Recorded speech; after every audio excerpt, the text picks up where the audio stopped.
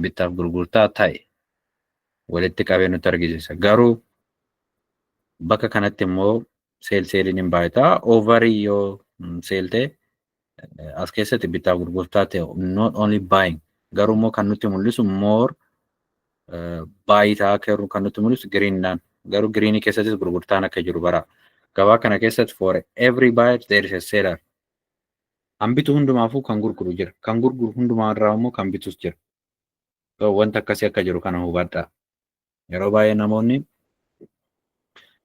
bittaaf baay'ate naa jennu okay bittaatu baay'ate kanaafuu gabaan ola deema. Ola deema gabaan garuu bittaadhuma ta'e sanaaf gurgurtaan akka jiru hubachuun barbaachisaadha. So transakshinii sun walitti qabamee vooliyuumii jedhama jechuudha.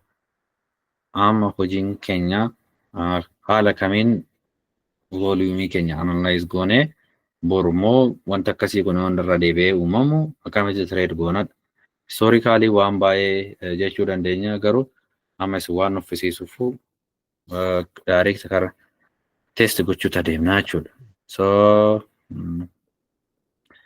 vooliyuumii baruudhaaf immoo maaltu nama barbaachisa? Daataa qulqulluu argachuudha.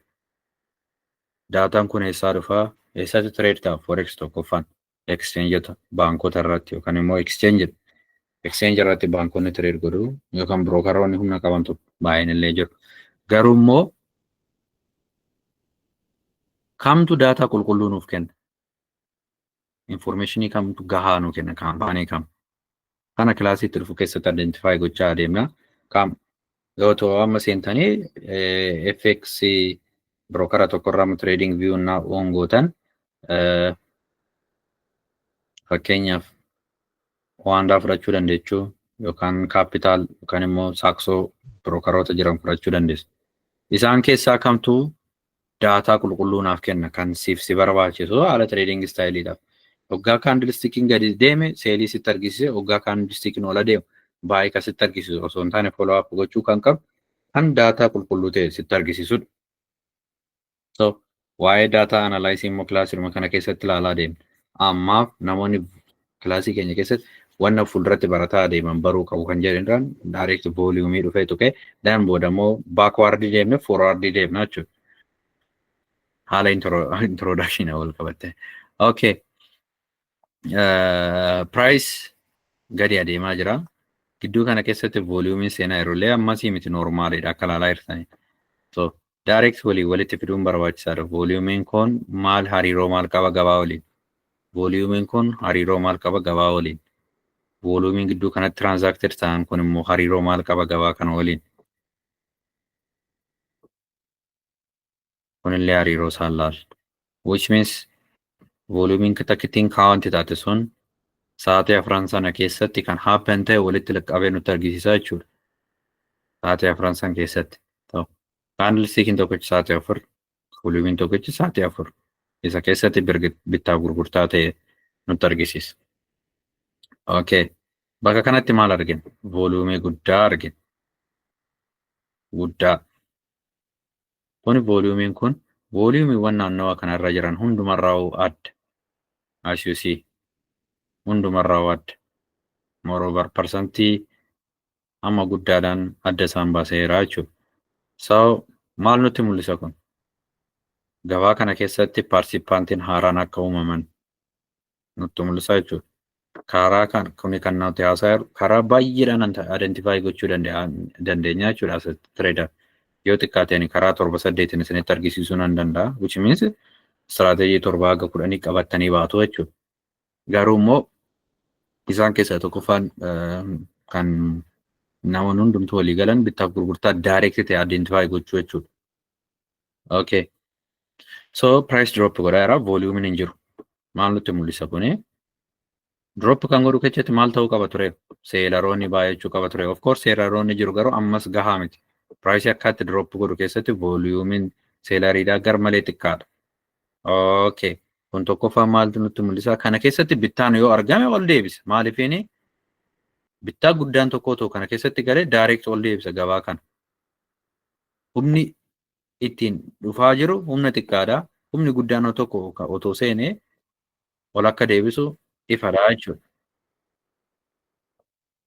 Okay. bakka kanatti immoo volume seeneera. Volume seene kun zoonii kana keessatti seene. Zoonii kana keessatti seene. Ergasii gabaan ol adeema. Okay. Jarri kun bituu eegalanii akka yeroo higher high create gochaa adeemeera like keessatti akkasitti higher high create gochaa adeemeera. Then higher high lower high like higher high lower high higher high jedhaa adeemaa. So realitiin dhugaan jirtu immoo kanadha tokkoon isa kana qofa osoo hin taane kan biraan mulaaluu kan qabnu haalli paawundiin irra jiru GBP haalli paawundiin irra jiru deebi'ee immoo haalli DXY irra jirullee laaluun barbaachisaadha. DXY maarkeeta kana karamitti akka adeemu kan itti himuu danda'u DXY tokkoffaan karaa baay'eedhaan. Of course US13 illee nutti himuu danda'a, S&P illee nutti himuu danda'a. Garuu ammaaf so DXY gada deemaa ture garb malee ilaalchi keenya immoo namni immoo mallaqa isaa akka fuudhee gooldirra godhu hin beeknu sammuu keenyanii deebi'ee immoo gabaa kana keessatti immoo haalli adeemaa yeroo akkasii. Okay, volume bakka kanatti gale kun tokko akka gabaa ol dhiibaa jiru nutti argisiisa. Volume kun ji'a kana kan keessa galeerraa adda kan ta'edha. Asii kaanee ilaalla. Agar dhufees keessatti jiru keessatti bakka kana jiru keessatti adda ta'e kan mul'atu volume kana. Okay. Then erga volume kun baay'eedhaan ol adeemeen booda gabaan illee ol deemee confirmation tokko. Then volume kun illee ammallee baay'eedhaan itti seenee iddoo kanatti gabaan illee dhufee bakka kanatti baay'een seenee miti isinitti mul'ata. Sarara akkanatti sararannee ilaalla yeroo bira. Sararri bakki isaan itti bitan sun bakka dhiibbaa qabudha. So gabaan bakka kana darbuudhaaf baay'ee akka rakkachaa jiran argisa. Isinitti mul'ata? Ayyee bakki kun bakka isaan itti bittaa godhatan. So mallaqa guddaadha waan bitaniifuu jarri kun kasaaruun barbaadan nuyi miti. Warra addunyaa tanaa bulchan. So akkuma sila isinitti hime daataa sirrii qabaachuun baay'ee gaariidha. Screen isiniif dhufee deebi'ee badaa'e guys. Screen sirrii jira barsiisaadha. Bareedaadha. Nabira dhufee deebi. Neetwoorkii ta'uu danda'a. Nabira hin dhufaa sekondii muraasa immoo deebi'ee bada. Okay, neetwoorkiidha. Hayyee bakka haaluma sanii hordofa ishee. Okay, rakkoon qabu irra deebinoo ta'us baase yookiin immoo viidiyoo section kilaasii kaanis upload onnan godhaa jiruufu viidiyoowwan kun sa'aatii 4 waan dheerataniifu yeroo san keessa ilaaluu dandeessu sardeetanii. Hayyee. Yoo ta'ullee baate gaaf biraa ijoolleen ciccitanii waan dhufaniifu telegiraam irratti ol kaa'amne gaaffii kamiyyuu isiniif deebisaa deemnaa jechuudha. Nu bira maarkeeta waliin akka irraa yoo argattan mallaqa kiyyaa mitan argattan achuma taa'eera. So namni kamiyyuu dhufee baratee mallaqa meeq gochuu maal jedhama mu'aa haaraallee barachuu hin danda'a. So rakkoon qabu. Okay. Bakka kanatti baay'ee paartisipaantiin jiru asillee jiru gabaan ol adeemeera. Konfirmeeshinii iddoo isaan baay'ee itti seenan keessatti gabaan as keessa konsolideet godhe cabsuu hin dandeenye akka argaa jirtanii dhufee teest godhe then ol adeeme. Baay'ingiin bakka kanatti taa'aa ture sun gabaa asii dhufee ol adeeme kana irraaf illee dhiibbaa guddaa qabaachuudha. Inni lammataan immoo bakka kanatti argamu kana kunillee ol aye. So namoonni maal laalu beektu day trader guyyaa guyyaadhaan kaanii okay higher godhe har'a waan buulishii ta'eefuu har'a guyyaa sadiif waan buulishii ta'eefuu like guyyaa kana immoo deebi'ee bearish ta'a. Smart money fi ICT waan akkas taasisu. Now bitame taanaan ol adeema. Ikoonomiin addunyaa maal akka ibsu kan laallee deemnu malee candlestick pattern ilaallee deemnu kun cubbuu ofirratti gochuu jechuudha. Ijoollee kinoo namni akkasitti waan akkasii haasa'u hin beektu kinoo karaa irratti argitan kaasuunii mootummaa nama eeyyamee akka nama maraatee namni walitti waxxaatu walitti qabamee namoota akkasii natti fakkaatu waa'ee gabaa akkasitti haasa'an namoonni dhiifama warri isa taphatan jaalladhu nameessa taphatu. Okay. So bakka kanatti baay'ee paartisipaantiin uumamanii jiru. Then gabaa ol aan. Of course kuma sadii akka galu nuyi ja'a ji'a September keessa analyze goonee akka 3,000 galu kan beekne jechuudha. Akkamitti beekte? Ji'a September keessa jechuun ati eenyuun akkamitti beektedha? Anaa miti kan jedhe warra Goldman Sachs isaantu analyze isaanii akkas ture. So haalli ibsa isaanii kennanii sababa garaagarii teessanii akkana akkasii haalli waraana addunyaa waa hundumtuu ta'e 3,000 akka galu karoora qabu turanii. So ji'oota ja'amoo ji'oota maalii kana keessa dhufee 3,000 galee amma garuu liquidity add gochaa jiru deebi'anii liquidity jechuun mallaqa add gochaa jiru. Meeqa irratti 3,100 naannoo san maaliif akka ta'e hin beekne. Achi jettee yaaddaa onaan jettan hin beeku gabaadha. Just volume kana laal. Kan nu confirm nu godhu wanna hundumaa volume. So gidduu kanatti akkanatti yoo volume buying gin dhufaa jira. Torbee kana of course reject godha gadi deebi'aa gabaani. I think torbee dhufu keessa gad deebi'aa. Inni maal irratti hundaa seller participantiin akkamii warri gurguran. Of course kun sell limitidha. Volume nutti argisiisaa jiru hamma barbaadnu xiqqaadha kun. Nutti argisiisaa jiru. Akkas ilaal. Amma immoo maal goonaa? Meeqa akka ta'e natti argisiistu price bakka kanarra laaltu. Bakka kana laaltu priceidha. Natti himtu. Natti himuun keessan immoo gabaa wajjin connection godhaa jechuudha. Bakka natti volume meeqatu gala? Ja'a tokko 57 keera. Okay. Bakka kanatti.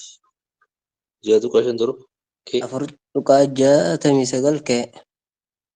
Bakka kanatto. 4.6. Afur tuqaa 78 ka'e. Okay. Bakka kanatto. 13 tuqaa 3 ka'e. Okay. So haalli kun bakka kanatti gabaan taa'aa ture kun normaalidha. Argaa jirtu miti? Normaalii ture. Moreover bakka kanatti immoo kan jabaataa dhufe. So haala kanaan akkanatti volume analyze goone beekuu dandeenya. Bakka kanatti meeqa argaa jirra? 13 tuqaa 39 ka'e. Kun kan ta'e sa'aatii 4 irratti. Nu immoo booda analyze keenyaaf naannoo xiqqaa ta'e daqiiqaa 45 fi 30 gidduutti gad deebina.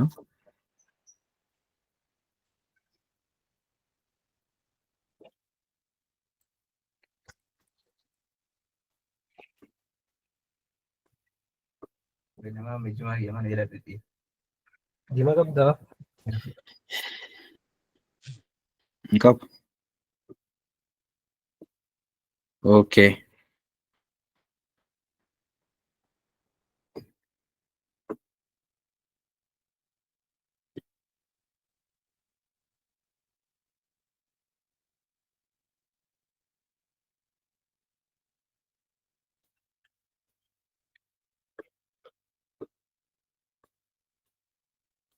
Kan nutti dhiyaatu kan analyze goonu.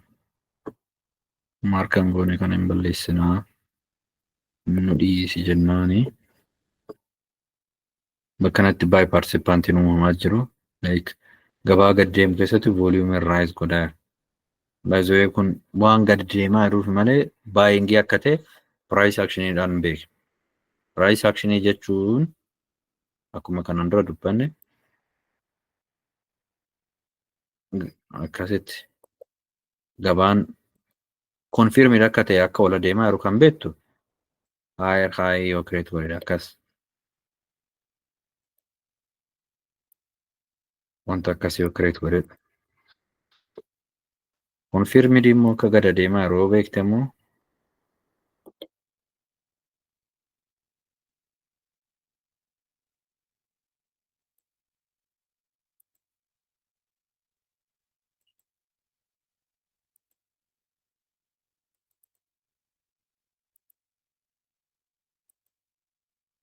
so akkanatti beekna. Kun lower create gochaa deemaa which means haala kaleessa walitti dubbanneen haala amala namticha eleeti jedheen jechuudha. Okay, bakka kanatti maal arguu qabna? Gabaan tokko akka ala deemu yoo beekne dirqama high create gochuu qaba. Fakkeenya bakka kanatti volume galee volume waan galeef karaa itti adeemu maaltu confirm nu godha. Of course kan laalaa yeroo diimaadha. Inni diimaa miti akka kiyyaatiin bittaatu taa'e. Yookaan immoo warri kana keessaa gurguranii akka gadi deemu godhasan position isaanii baasaa jiru. Deebi'ee immoo bittaan haaraa participate godha. So bakka kanatti argaa jirru volumeewwan kunneen kan warra drop godhan kana position isaanii hin qabu jechuudha. Like gurguraa turanoo taate position isaanii hin bahu. So volume akkasii nutti mul'ata. Dan immoo amma wanti haaraa maaltu ta'e? Gabaa drop tokko keessatti bitaa jiru. Like akkuma ol deemeen haalli bittaa itti fufee pricing maal nutti argisiise? Daqiiqaa 45 high create gochaa jira. Mataa kaandilstikii caccabsaa jira jechuudha. So high create tokko asitti ta'ee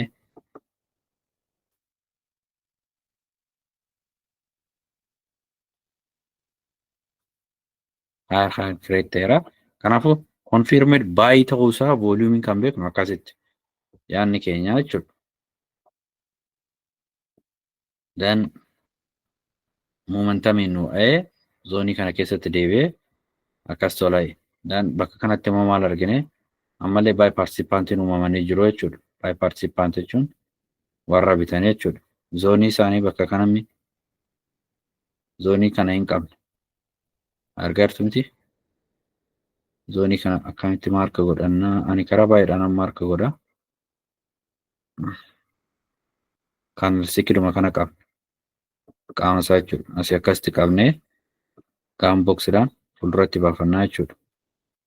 So akkasitti hin diriirsina kan sikii kana isa qabnee.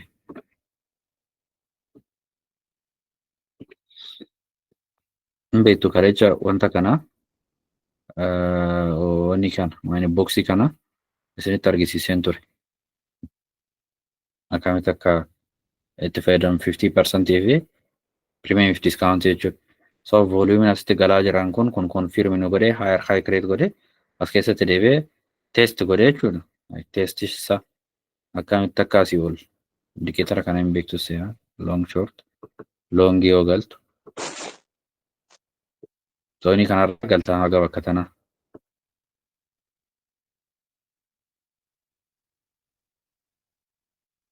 Akkasitti. Sababni inni ittiin ol adeemaa jiru beekte. Lammataan ammoo seelarii hin barbaannu siikwensii biraatiin seelarii barbaannan. Seelarii kana akkamitti akkan gale kun volume qofaan osoo hin taane analyzii kan biraallee jira wal keessa. Volume qofaa mitiin. Kanaafuu inni yeroo itti aanu ilaallu jechuudha. Istiraatejii akkasii yeroo dhumarra geenyedha. Okay. Lammataan ammallee dhufee bakka kana ga'uu hin dandeenye. Gabaan irrumatti bitamaa ture. Garuu immoo stop out godhee iddoo kana hin dhufee dan ilaaltanii bakka kana akka ga'e zooniin jarri duraan as keessatti bitan kun ammallee akka bitan ilaalcha keenya keessatti fudhachuu qabna. Bakki duraan itti bitamee ture ammallee bituu danda'u. Yoo isaan illee jiraachuu baate mallaqni bakka sanitti waan transact ta'ee jiruufu markeen bakka itti reaction uumu which means or rejection. So zoonii kun dhufee ammallee seenii gabaan bakka kan argaartu miti akkam akka ta'e cabsuu hin dandeenye. Sirumayyuu cabsuu hin dandeenye. Rejection uume otoo cabsuuf yaalu ammallee baay'ee gale. Baay'ee galuusaa akkamitti amane? Rejection ol nuuf kenne. As keessaa ba'ee itti deebi'e zoonii kana. Even seelaroonni bakka kana seenanii dafanii keessaa ba'an. Okay. Kanaafuu bakka kanatti illee maalaan tokko loongii tuqama shortiin tokko loongii. Ammallee you can aim for 3000 but then stop loss keenya maal goonaa zoonii dhuma keenya dugda duubatti galchinaa jechuudha. Akkasitti. Gold irratti faayidaan akka salphaa laaltu gold irratti mallaqa guddaa qaba kun. So akkanatti daqiiqaa 45 namni baay'een daqiiqaa tokkoof sa'aatii tokkoof qofa trade godha. Garuu nuyi immoo guyyaa sadiif illee trade gochuu dandeenya. Depend on the volume. Guyyaa sadiif gabaan karaa itti deemu beekte taanaan maaliif akka nama kaanii ammas seentee ammas baata. Callistee qabattee ilaaltaa jechuudha. hanga bakkaatti feeti sana akkasii ga'uttu jechuudha. So akkas jennee erga akkanatti qabanneen booda akkanatti vooliyuumiin asii baay'eedhaan galan kun gurguranii bahaa turanii pozishinii isaa seelni guddaan illee seenaa irra giddoo kanatti akka argaa jirtan. Yoo xiqqaate 7,000 jechuudha. Zooniin kun by the way yeroo itti aanullee gabaan bakka kana hoo ga'ee reakshinii qaba. Maaliifini wanta guddaatu tiraanzaaktii irratti ta'e. So kanaafuu yeroo itti aanu gabaa yoo bakka kana ga'u reakshinii guddaa qabaachuu danda'a jechuudha. Okay. Bakka kanatti olaalle vooliyuumii ammallee zan gabaan ol kaataa jira akkas amma seelaroonni seenaa iddoo kana erga ga'een booda which means already 3,000 irra nu godhe. Ayyee. Akkasii kanarratti gaaffii yoo qabaattan. Ayyee gaaffii takkaan qaba.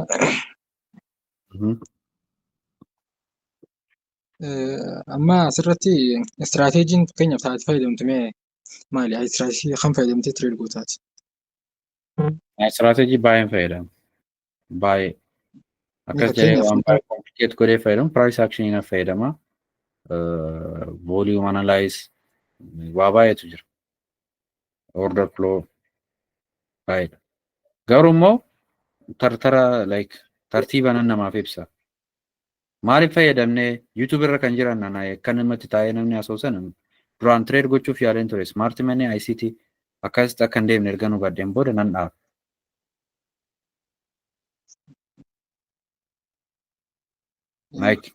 Reasoning jiraachuu qaban jedhan akka ilaalcha kiyyaatiin wanni tokko akka deemu.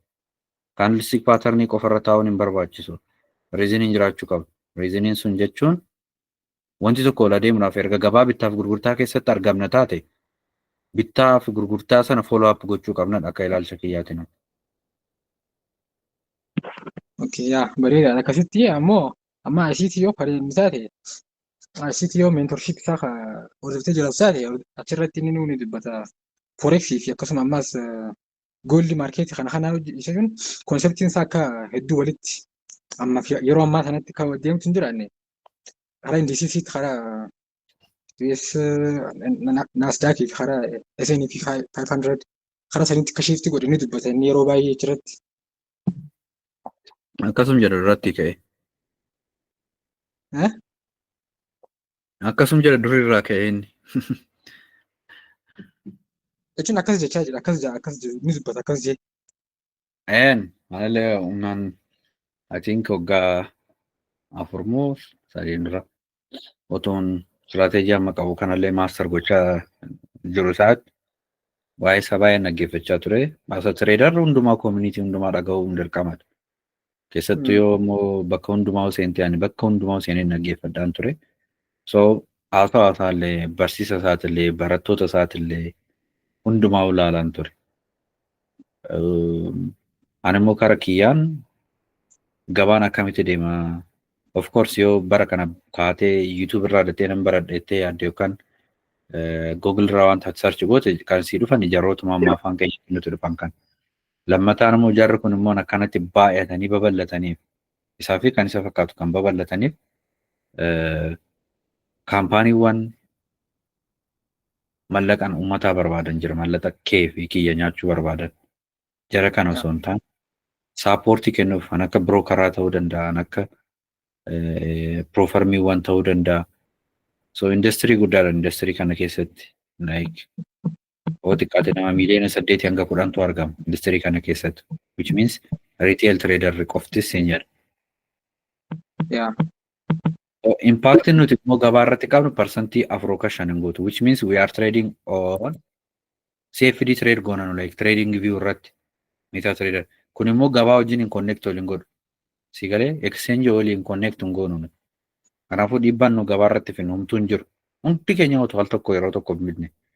Ammasii miti parsantii 5 nuyi yoo baay'ee ta'ennu. So warra kan follow gochuu qabna reewu baleessa kee warra parsantii 5f kana haasa'an kana follow gochuu qabna moo warra parsantii 90 gabaa dhiibuu danda'an kan follow gochuu qabna. It's depend on you. Yaa jechuun akka dhugaadha isaan follow godhuudhaaf jechuun amma konseptiilee proven taatee jiraami konseptii istiraatiijii garaagaraa jechuudha. Amma smart money concept yoo fayyadamne akka instituutiona saniitti trade godhuudhaaf yaada isaanii sana fayyadamnee trade godhuu dandeenya amma. Smart money nan ilaaltee dhufte sun amma nu ilaalaa turre sun jechuudha. Smart money maal haa ta'aa jiru? Yeroo baay'ee candlestick patternidha miti? Achirratti nu hundaa'a. Candlestick pattern which means nuti immoo bakka kanatti maal gochaa jirra? Smart money dhuma follow up gochaa jirra. Smart money inni maayin mallaqa guddaa warra qaban. Laal smart money fi dump money jedhama. Dump money jechuun retail trader kan akka keenyaaf kiyyaaf kee kan. Eeyyoota akkasitti nu yaama warra smart money akkanatti nu yaama. Nu immoo isaan maal jennee yaamnan smart money jennaan. Baankii ka ta'e, hedge fundii ka ta'an, piroofarmoota gurguddaa kan ta'an. So bakka kanatti immoo smart money akkamitti wanti value ta'e follow up duuba gootu it's only volume. Bittaaf gurgurtaaf miilla isaanii iddoo isaan dhaabatan laalaa jira. So bakka kanatti gabaan as keessaa bahee bakka kanatti deebi'ee test gochuu kan nutti argisiise duraan bakka kana waan turaniif ammallee dhufanii bakka kanatti illee react irratti godhan. So anaaf zooniin kun amma fakkeenyaaf volume galee bakka kanatti miti seelaroon release godhan. Bakka kanatti reaction jira jedhee yaada. Maaliif inni smart money bakka kanatti duraan baay'idhaan seeni sun yookaan immoo seeldhaan bahee sun bakka kana yoo ga'u react godha gabaa yeroo hundumaa. Wanta yeroo hundumaa kanaan dura test godhe irra repeat godha jennee yaadna. Like technically fundamentally akkas ta'uu dhiisuu danda'a. Then maal isin jechuu barbaade smart money wanni ittiin follow gootu smart money jechuun bakka mallaqni gurguddaa turanidha akka kiyyaatiin. Kanaafuu akkamitti akka follow up gootu strategy sana immoo irratti master gochuun hojii keenya volumeidha jedhee yaada. Industiriiwwan kun mallaqa triliyeena maal triliyeena biliyeena 20 dhabsiisan. Industiriiwwan amma naafsi haasaa irra kun smart money fi ICT qofti. Data biyya UK research ta'e retail trader mallaqa amma kana dhaban broker hundumtuu data isaan gabaasa mitiire amma akka mallaqni namni dhabe. So kanaafuu dhiibbaan kun eenyurraa dhufe jedhee yaadaan yerootumaa warra ofiis dogongora nama dogongorsaa irraan kan. Ani wanta na mudateen haasawaa irraan baay'isoo nama konviinsi godhee karaa sirriitti fiduu fayyaala bakka hin deeme hundumattuu wanta na mudate. Kanaaf parsantii 95 tireedarri mallaqa isaa dhabee galee kan taa'uuf sababa kanaatiif. Sababa jarreen kun gadi ba'anii YouTube irratti akkasitti wanta walitti hin dhufne haasa'aniif. So of course nama baruudhaaf candlestick pattern baruudhaaf nama tajaajila garuu mallaqa baay'ee nama hojjesiisu. Okay, gaaffii biraa qabaattan namni biraa kan inni gaafate kana irrattis gaaffii kanaan kan wal fakkaatu hundumaa kan keessi deebisee sii xumure? Hanga tokko maaltu hafe naatti? Kan godhetti kan laalutti akka yaada keetitti amma fakkeenyaaf istiraatiijiilee akka amma konseptii akka amma haasofnee kan piraayis aktiin maanii kana hanas ta'u akka booliin qofa irratti xiyyeeffannoo hin fakkaatu.